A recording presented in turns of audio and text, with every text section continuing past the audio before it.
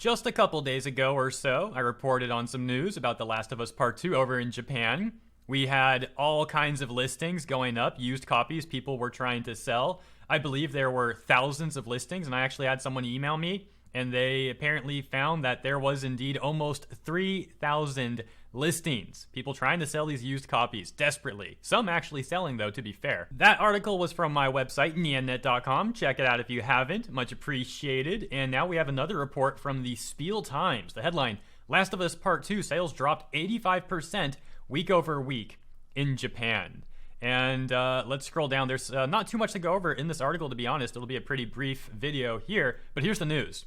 The Last of Us Part 2 sales in Japan has dropped by a massive 85% week over week. And yeah, I'm changing that. I like that terminology better. To be accurate, it's 85.45%. They say, and we're not going to read this whole thing, just the relevant stuff, which is kind of the first few paragraphs. Earlier, we reported on how The Last of Us Part 2 box sales dropped 80% week over week in the UK.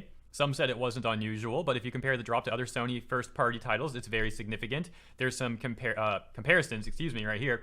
They say, to compare the figures, Uncharted 4, another Naughty Dog game, saw a 78% drop in sales during its second week. So you have The Last of Us 2 dropping even harder. In contrast, Marvel's Spider-Man box sales dropped by only 42% in its second week, with God of War seeing a 35% fall in sales. Days Gone, on the other hand, saw a 60% drop. So according to them, Last of Us Part 2 is seeing a greater drop again in Japan, although also in the UK it seems with that 80% figure.